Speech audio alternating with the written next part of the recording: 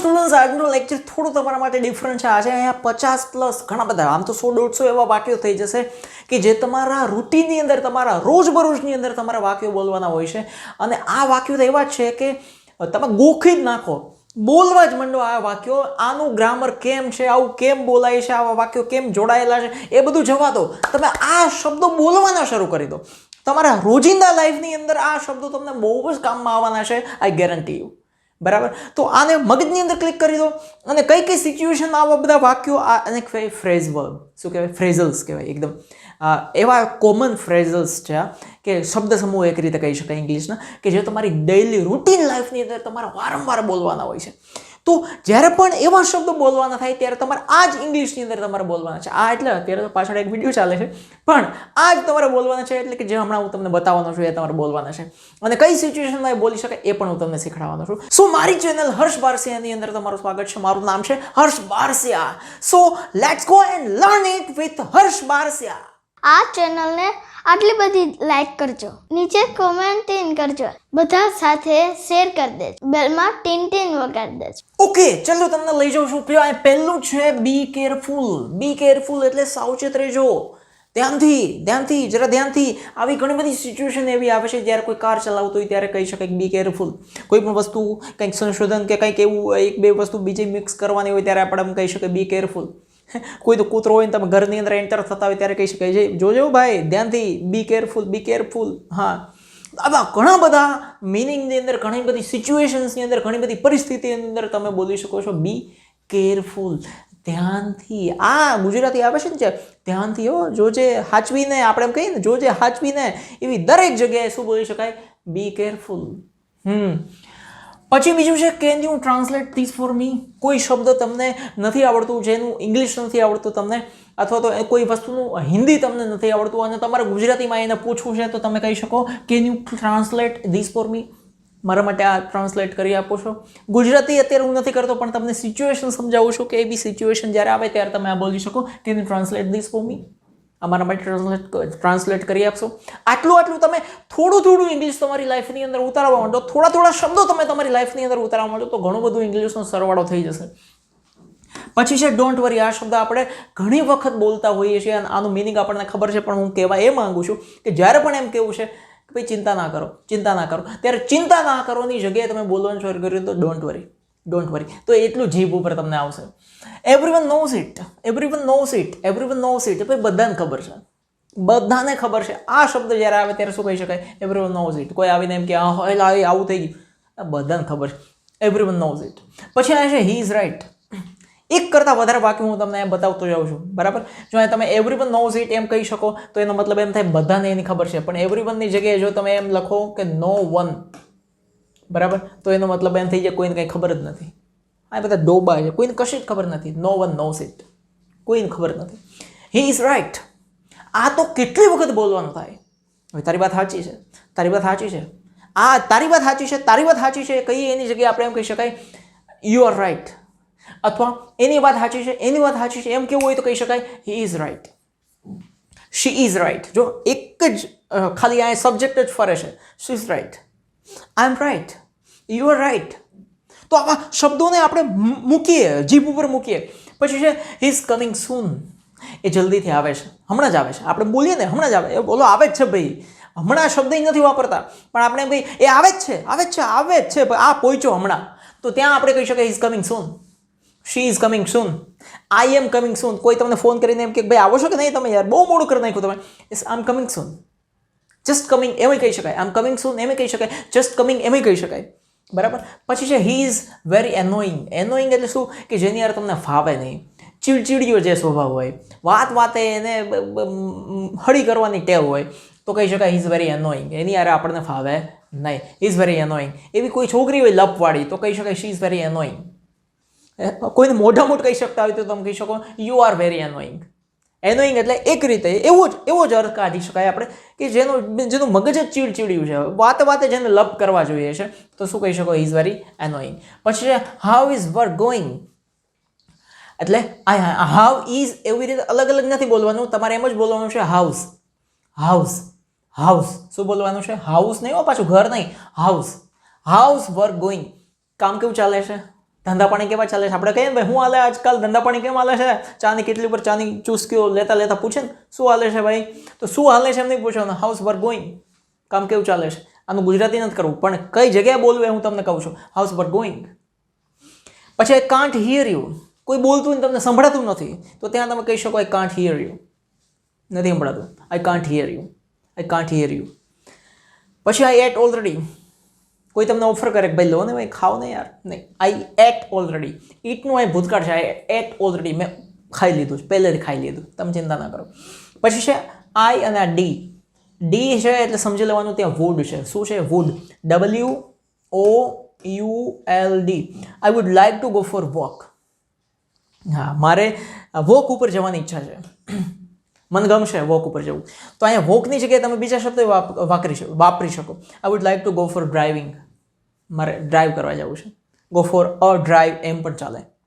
I would like two, I would like two, I would like two, I would like two, I would like two. આ શબ્દો તમે ગોખી નાખો. આઈ would like two, પછી જે ક્રિયા કરવી છે મૂકી શકો. આઈ would like two drink tea, મારે ચા પીવાની ઈચ્છા છે. આઈ would like to have dinner, મારે ડિનર લેવાની ઈચ્છા છે. આઈ would like two watch movie, મારે ફિલ્મ જોવાની ઈચ્છા છે. આઈ would like to speak something, મારે કંઈક બોલવાની ઈચ્છા છે. આઈ would like to call you, મારે તમને ફોન કરવાની ઈચ્છા છે. કેટલા બધા વાક્યો બની ગયા અહીંયા. પછી છે I don't know how to use it, કોઈ વસ્તુ નવી છે, તમને ખબર નથી કે એનો ઉપયોગ કેમ હોય, તો તમે ત્યાં યુઝ કરી શકો. I don't know how to use it. કોઈ પણ વસ્તુ માટે I don't know how to use it, I don't know how to use it. બરાબર. પછી 13 નંબર છે. 13 નંબર, આઈ ડોન્ટ લાઈક હિમ, મને ગમતો નથી. આઈ ડોન્ટ લાઈક હિમ, મને ગમતો નથી. છોકરી હોય તો એમ કહી શકાય આઈ ડોન્ટ લાઈક હર, મને ગમતી નથી. I don't like it. કોઈ પણ વાત, કોઈ પણ આઈડિયા, કોઈ પણ વસ્તુ એ તમને નથી ગમતું. કોઈ પણ વિચાર કોઈનો ના ગમે તમને, કોઈએ તમને વિચાર રજૂ કર્યો ભાઈ આવું મારું કામ, મારું કહેવાનો મતલબ આ છે, તો તમે ત્યાં કહી શકો I don't like it. It એટલે કોણ? તો કે વિચારની વાત છે. આઈ ડોન્ટ લાઈક યુ, તું મને નથી ગમતો એમ નથી, એ તારો વિચાર મને નથી ગમતો. I don't like it. બરાબર. પછી છે I don't speak very well, હું બરાબર રીતે બોલતો નથી, મારે જેવું બોલવું છે એવું બોલતો નથી. તો શું આવે છે? I don't speak very well. બરાબર. પછી આઈ ડોન્ટ અન્ડરસ્ટેન્ડ, મને કાંઈ નથી સમજાતું. અહીંયા મને કાંઈ સમજાતું નથી એના માટે આવે. સમજાયું તો ભૂતકાળ થઈ ગયું, તો અહીંયા ડીડ નોટ આવે. પણ આઈ ડોન્ટ અન્ડરસ્ટેન્ડ, મને નથી સમજાતું. આઈ ડોન્ટ વોન્ટ ઇટ, મારે એ નથી જોઈતું. કંઈ પણ વસ્તુ તમારે નથી જોઈતી તો તમે ત્યાં યુઝ કરી શકો. આઈ ડોન્ટ વોન્ટ ઇટ, નથી જોઈતું યાર. કંઈ પણ હોય, પછી તમને કોઈ પાણી આપે, આ આપે, તે આપે. આઈ ડોન્ટ વોન્ટ ધેટ, મારે એ નથી જોઈતું. આ નહીં, એ નથી જોઈતું. I don't want that. I don't want to bother you. Bother એટલે શું? કે કોઈને આપણી મુશ્કેલીમાં સામેલ કરવા. એ જો તમે સામેલ કરવા ના માંગતા હોય, કોઈને તમારી ઈચ્છા નથી કે કોઈ તમારી ચિંતા કરે, બરાબર, તમે કોઈને તકલીફ આપવા નથી માંગતા, તો તમે અહીંયા શબ્દ બોલી શકો I don't want to bother you. હું તમને તકલીફ આપવા નથી ઈચ્છતો. વોન્ટ એટલે ઈચ્છવું થઈ ગયું. હું તમને તકલીફ આપવા નથી ઈચ્છતો, નથી માંગતો. પછી છે આઈ ફીલ ગુડ. જો તમને સારું અનુભવાય છે તો તમે વાતે વાતે કહી શકો I feel good. Fine, I feel fine એમ કહી શકાય. આઈ ફીલ ગુડ એમ કહી શકાય. આઈ ફીલ વેલ એમ કહી શકાય. પછી છે if you need my help please let me know. બરાબર. આ શબ્દ પણ ઘણી બધી વાર આપણે કોઈને કહેતા ભાઈ જરૂર હોય તો કહેજો, એ જરૂર હોય તો કહેજો, કંઈ મદદ જોઈએ તો કહેજો, કંઈ એવું હોય તો કહેજો. આ શબ્દ, આવા વાક્યો તો આપણે બોલતા જોઈએ છે.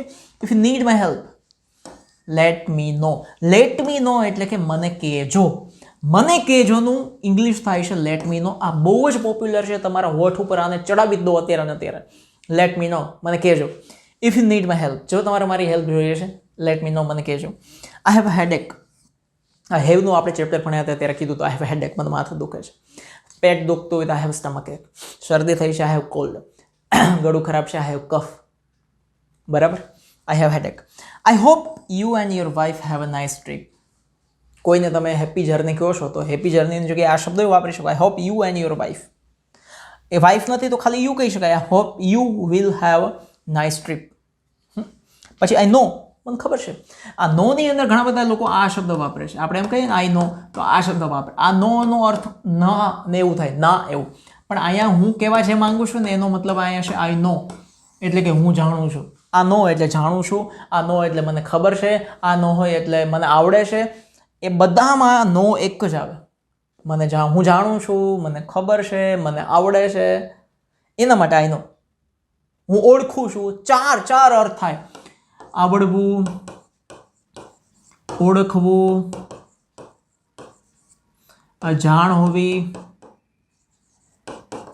અને ખબર હોવી. આ 4 વાક્યો બોલવાના થાય ત્યારે નો શબ્દ આવે. આઈ નો એટલે મને આવડે છે, આઈ નો એટલે હું ઓળખું છું, આઈ નો એટલે મને જાણ છે, આઈ નો એટલે મને ખબર છે. બરાબર. પછી 25 number, I will call you when I leave. આ લીવ શબ્દ ઉપર ખાસ ફોકસ કરજો બચ્ચા. I will call you, I અને 2 લીટા છે, એનો મતલબ એમ થાય આઈ વિલ કોલ યુ એટલે હું તમને ફોન કરીશ. વેન આઈ લીવ, લીવ એટલે શું? નીકળવું. આઈ લીવ ધ ઓફિસ તો હું ઓફિસેથી નીકળું. આઈ લીવ ધ હોમ એટલે હું ઘરેથી નીકળું. બરાબર. હું તમને ફોન કરીશ જ્યારે હું નીકળીશ. એના માટે ઇંગ્લિશમાં શું આવે? I will call you when I leave. જ્યારે હું જઈશ અથવા જ્યારે હું નીકળીશ ત્યારે હું તમને ફોન કરીશ. I will come back later, હું પાછો આવીશ. હું પછી, લેટર એટલે પછી, હું પછી પાછો આવીશ. આ શબ્દો ગોખી નાખવાનો, પછી પાછો આવે. I will come back later. બરાબર. પછી આઈ વિલ પે. કોઈ જગ્યાએ તમે બિલ ચૂકવવાની વાત છે, 4 જણા રેસ્ટોરન્ટમાં જમવા ગયા છો તો મોટાભાગે આ શબ્દ આવે. જો તમે ચૂકવવા માંગતા હોય તો શું કહો? આઈ વિલ પે, હું ચૂકવી દઈશ, ચિંતા ના કરો. પણ તમે હાનાવડાને કેવું હોય તમારે તો શું આવે? You will pay. બરાબર, યુ વિલ પે. અહીંયા આ આઈ અને વિલ છે એ બે ભેગા થાય એટલે ઇંગ્લિશમાં આવી રીતે વંચાય. I will pay, I will pay, I will pay, I will pay, I will pay. હા, I will take you to this, I will take you to the bus stop. તમારે કોઈને બસ સ્ટોપે મૂકવા જવા છે તો એના માટે તમે કહી શકો આઈ will take you to the bus stop. હું તમને બસ સ્ટોપે લઈ જઈશ, હું તમને બસ સ્ટોપે મૂકી જઈશ. પછી છે આઈ એમ ઇન ગુજરાતી. હું ગુજરાતી છું, હું ભારતીય છું, તો એના માટે શું આવે? I am in Gujarati. I am Gujarati, an નહીં, અહીં એન ના આવે. I am Gujarati. I am an Indian. અહીંયા ઇન્ડિયન હોય તો આવે આઈ એમ એન ઇન્ડિયન. તો અહીંયા એન આવે. I am an Indian. Gujarati છો તો અ આવે ખાલી, એન ના આવે. I am coming to pick you up. આ પિક યુ અપ એટલે શું? તેડવા આવું છું. હું તમને તેડવા આવું છું, હું તમને લેવા આવું છું. આવા અર્થમાં જો તમારે કેવું હોય તો પિક યુ અપ.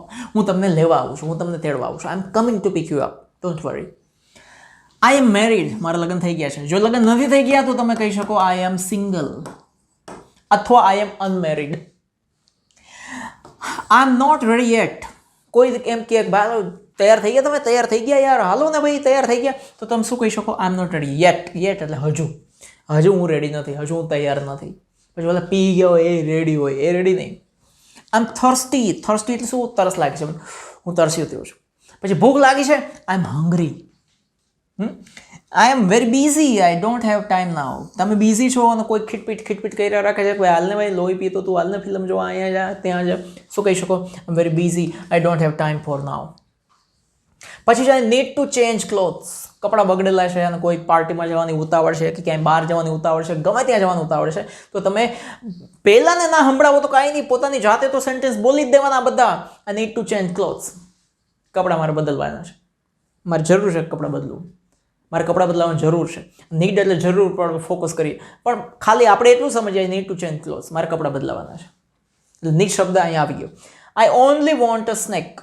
કોઈ તમને ખાવા પીવાની ઓફર કરે છે અને સ્નેક એટલે કે તમારે ખાલી નાસ્તો જ કરવો છે, તો તમે કહી શકો I only want a snake.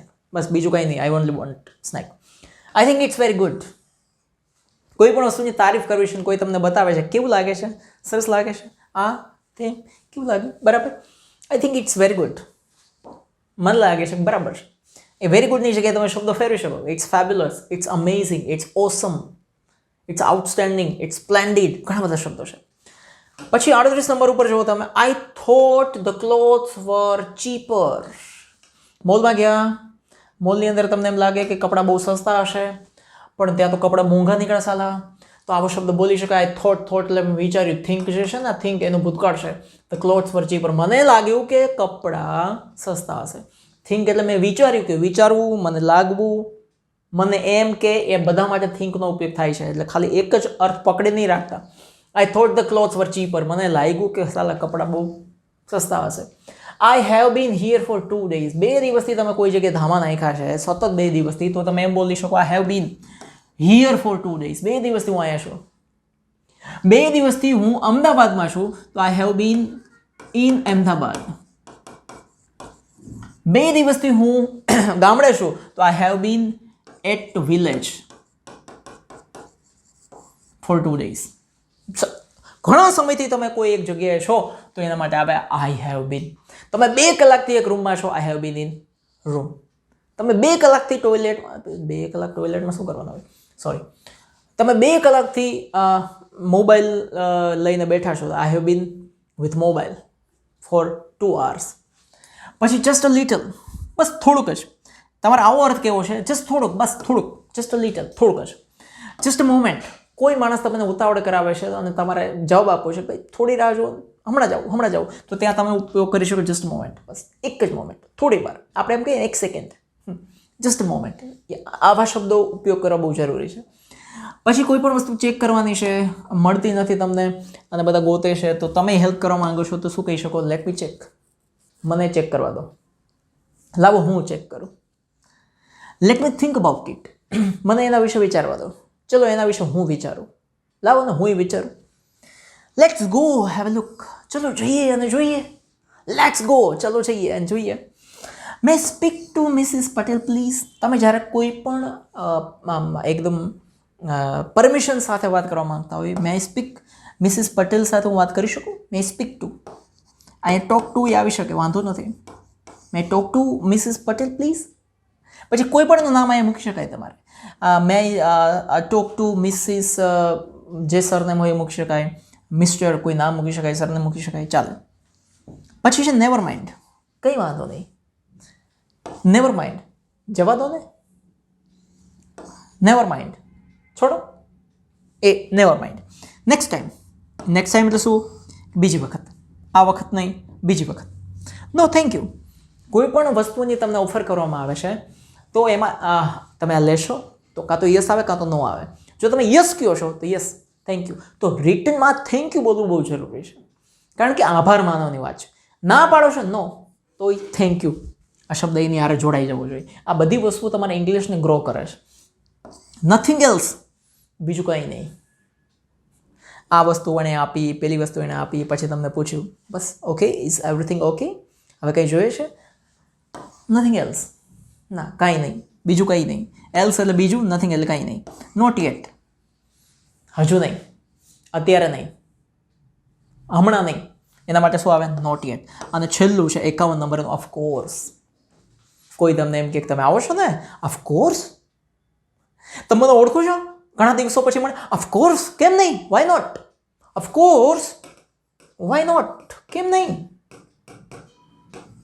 આ સરસ મજાના આ વસ્તુ બનાવેલી છે, પીઝા કે આ કાંઈ પણ ખાશો ને તમે, અરે ઓફકોર્સ, કેમ નહીં, ઓફકોર્સ, ઓફકોર્સ. બરાબર. તો આ બધા શબ્દો એવા હતા કે જે તમારા રૂટીનની અંદર ઘણી બધી જગ્યાએ ઉપયોગમાં આવશે. અને શું છે કે તમારે શરૂઆત કરી દેવી પડે બોલવાની. ઘણી બધી જગ્યાએ ટુકડા ટુકડા ટુકડા ટુકડા ભેગા કરીએ, પછી ટીપે ટીપે સરોવરો ભરાય, આખે આખું સરોવર એકારે ના ભરાઈ જાય. તો આ બધા શબ્દો તમે તમારા રૂટીન લાઈફની અંદર આ 1-2-3 વાર વિડીયો જોઈને લખો હોય તો લખી નાખીને પણ આવા શબ્દોને તમે ઉપયોગ કરવાના તમારી રૂટીન લાઈફની અંદર શરૂ કરી દો, તો તમને આનો મેક્સિમમ બેનિફિટ મળવાનું શરૂ થઈ જશે. આઈ હોપ તમે સમજી ગયા હશો. બીજા સ્પોકનના લેક્ચરની અંદર પાછા મળીશું ગ્રામર અને ઘણી બધી વસ્તુઓ સાથે. જય હિન્દ, જય ભારત, જય જય ગરવી ગુજરાત. આ ચેનલને આટલી બધી લાઈક કરજો, નીચે કોમેન્ટ કરજો, બધા સાથે શેર કરી દેજો, બેલમાં ટીન ટીન વગાડી દેજો.